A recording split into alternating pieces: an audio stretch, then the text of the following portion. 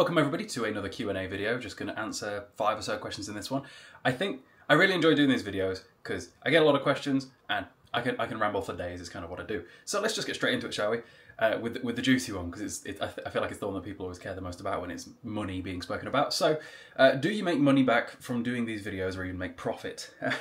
The answer to that question is it really depends on what I'm buying in the haul. Generally, I would say that my break-even point is typically somewhere between 30 to 50 on average spend on a haul. As long as I spend less than 30, I'm pretty sure I will make that profit back through the videos that I create. Because the thing is, it depends on how many views the videos get. And remember, the videos don't just go on YouTube, they go on TikTok as well. YouTube is on the upward swing, so each day, like for example, I'm always going to be pretty transparent about money with you guys. For the last week or two, each day has made more money than the previous day. So we're on an upwards trend here. But on TikTok, that's not the way TikTok works. TikTok, the amount of followers you get has no influence on what your daily normal is. I could do a CEX haul and on one day get 300,000 views and earn 150 quid from that video. Or I could do a CEX haul the next day where I get 12,000 views and earn 3 quid from that video. There really is there's no way to predict how much you're going to get. Whereas on YouTube, based on my analytics so far, based upon the performance of every CEX haul I've done thus far, I know that if I do a CEX haul, I'm probably going to do about 2,000 views-ish. Or at least after a week or so of the video being uploaded, it will hit 2,000. So whether or not I make the profit back depends on how well does the video do on TikTok, because it can go mental. For example, there was about 3 in a row that all did multi-100,000 views, where I think I went to Wolverhampton, I went to Telford, and I went to Cannock, and each one of those ones did a few 100,000 views, and I earned more than I spent in the video. But then videos like yesterday, for example, when I went to Newcastle and Stoke, those videos I probably won't make profit on because the videos got less views. So it all just kind of depends, really. Wouldn't it be fantastic if the YouTube can get to a point where my average views on a CEX haul outweigh my average spend on a CEX haul? And then at that point, it's just an infinite money loop, isn't it? It's just an infinite, like, I go get more games, come and talk about the games. That video makes enough money for me to go and get more games and come back and talk more about games. If we can get there, that'd be brilliant. Who knows? I'll run out of games to buy before that happens. At that point, I'll be like, guys, I've got duplicates. and yeah, well, so as to whether or not we profit, it just depends. Generally, I'd say I break even on a lot of the hauls. As long as the haul doesn't go above like 30 to 50 quid, I think it's usually about square. My average income through TikTok per day is between 30 to 50. Depending on daily views. But again, that's so unpredictable that every day it's like, well, who knows what we're getting today? Whereas YouTube thus far has been way more predictable, and I can generally know and just not be too silly with the spending, you know? On top of that, it's an investment in not only just the fact that some of the games that I buy are old enough that they will appreciate over time. For example, Haunting Ground up there that you can see is £100 right now, and in 2 years' time it'll be more than that. It just will. In 10 years' time, good lord, what will it be? So there's an investment there in that thought process, but also it's an investment in the channel itself. Me buying all of these games to be able to make videos on it draws more people to the account, which is a long-term investment because it increases average daily viewership. It might not pay off like today, the day that I make the purchases, but like over time it does. For example, my most viewed video is the £2,000 CEX haul, where over the course of a month I spent about £2,000 buying games, and then I did a big haul for YouTube at the time, like 3 weeks ago or so, and that video got like 13,000 views and made about 40 quid, which is obviously not making anywhere near even, but it also brought like 400 new subscribers to the account who now watch every single one of those hauls. So it's like an investment into the account. It's the same way that like people upgrade their equipment to be able to make better videos, and that's an investment into the account long term, where yes, you spent the money now, but you spend the money now to be able to make the money later. It's one of them. For the next question, do I play all of these games? Generally, I would say I have already played the majority of the games that I buy, and if I haven't already, I will at some point. Often what I'm doing if I'm buying a game I haven't already played, I'm filling in a franchise blank of, I've played like another one of them, but I haven't played the sequels to them, or I want to own all of them. So for example, right now, a current thing that I'm doing is collecting all the different Dragon Ball Z games. I've played, through my childhood, for example, Dragon Ball Z Legacy of Goku 1 and 2 and Boo's Fury. I played Budokai 1, 2 and 3. I played Burst Limit, Budokai Tenkaichi 1, 2 and 3. And I think after Burst Limit, I do have Raging Blast 2 on 360, but after that I just stopped getting them.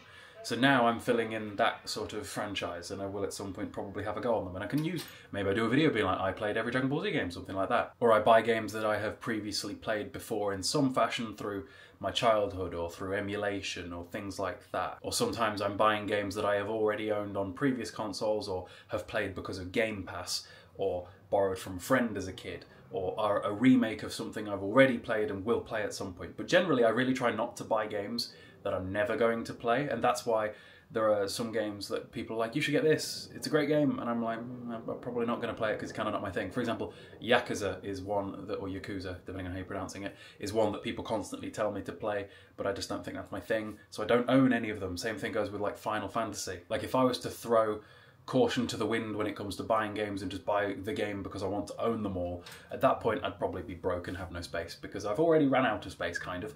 I'm going to get some more shelves to go like down there at some point soon, but actually that should be this Saturday. My room's a mess at the minute. You guys can't actually tell because the workmen were here for like 4 hours earlier on. They didn't actually come in this room, that's tomorrow, so I probably didn't need to move stuff around, but like a lot of my room's utility isn't usable right now. I can't play games and I can't use like half of my PC monitors because everything's unplugged and moved around. You can't see because it's all off screen, but that is a thing. But yeah, generally I will either play them all or have already played them at some point through some method, whether it be, again, Game Pass or owning it digitally and I wanted the physical copy, or it's a sequel to a game that I've already played. So for example, I want to get all of the Teenage Mutant Ninja Turtles games. I owned the first Teenage Mutant Ninja Turtles game for the 2003 series, that is, and I want the sequels to that, and things like that. Next up, do I leave the stickers on games?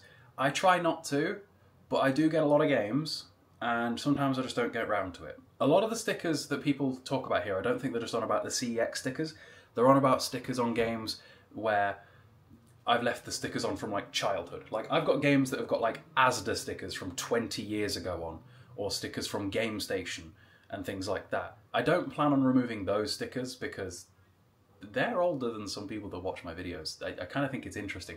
For example, one of the games that I have that is one of the rarest games that I accidentally have is Drakengard 2. I got that for £7 from Asda when I was a kid because I liked Drakengard 1 when I borrowed it from a friend. That's now worth like 70 quid, and that £7 sticker's still on it, and it's basically in mint condition because I've pretty much never played it beyond like the opening hour. But that's a good example of, do I play all of those games? I played Drakengard 2 as a kid because I brought it because I played 1 from a friend, and then as an adult now I've also gotten Drakengard 1 that I've collected in the last few months to go alongside Drakengard 2 because I had Drakengard 2 already and I wanted Drakengard 1, so that I've got them both. Do you see what I mean? Next up, this isn't so much a question as something I just want to talk about because I think it's interesting. In fact, this guy got himself blocked because he started moaning on TikTok, because that's what people on TikTok do, because, you know, brightest bulbs and all that, sharpest tools in the shed. Anyway, so basically the context here was, I, in that last video, said that I've got Kingdom Hearts 3 and I've got no interest in getting Kingdom Hearts 2.8 or all of the other weird random ones. I've got 1, 2 and 3, and that's, in my eyes, what matters, because again, I'm not really into Final Fantasy. I've never played any of these games before. I intend to have a go at them at some point. So I, as somebody that's never played the games before, can't possibly know that the games have got, like, the 2.8 is like a full-fledged game. I couldn't possibly know that, because how would I know that? That just sounds ridiculous to me. 2.8 sounds like another remake of 2, just like 2.5. Which I assume is a remake of 2. Anyway, the original comment was this dude was talking about how I need to have played those extra games in the series to be able to understand 3 when I get to 3. And this guy, the comment I'm throwing, was like, it is important, but he doesn't care about stories, so it doesn't matter. The dude is saying that I don't care about stories in games. Now, this is an assumption that is bred from the fact that I have played through so many games on TikTok, and I play them at such a pace that people assume that I can't possibly be enjoying myself. That is one I genuinely get quite a lot, is that I can't possibly be enjoying games because of the pace that I play them at, which I don't understand that thought process, and neither will any of you, because you're smart people, because you're on YouTube. Why would somebody waste like 10 hours a day doing something they don't enjoy, is step 1 of the fallacy there. Anyway, I replied with something along the lines of, just because I play games that are better at a faster pace than you, don't assume that I don't care about stories. That doesn't make sense to me. Yes, that's a logical thing to say. Anyway, guy got upset, said that I was arguing with him, said that I was making stuff up. And I was like, no, you've made stuff up by presuming that I don't care about stories in games simply because of the speed that I get through games. It's a silly thing to say. A common question that I often get asked that isn't this is, do I 100% games or do I just play the story? Where what I actually do is the middle ground, which is what the majority of people do, where they do as much of the side stuff as they can be bothered to do, that they're interested in doing, and then finish the story and the credits roll and then move on to the next thing. That's the majority of people. Actually, no, that isn't even the majority of people. The majority of people don't finish the games that they play. You know, at the end of the game, when the credits roll and the trophy pops up saying, "Ba-da-da, you beat the game," that's always got like a 1 in 3, if that, completion rate. Most people pick up a game, play it for a few hours, and never beat it. That's most people. So that's another thing that I don't really understand when people comment. When people comment saying, do you 100% games or do you just do the story? It isn't that binary. It's not you are either in this camp or you are in this camp. There's this massive camp in the middle, and that's where I lie. I like to always describe it as, I play games like a regular person would, just I do it for many more hours a day on average than the ordinary person would. You, as an ordinary person, might beat a story single-player game in like 10 hours. You might. However, you might have to put those 10 hours in over 10 days because you've only got an hour to give to gaming every day. I can put that 10 hours in today if I wanted to and beat it in one sitting, because I can.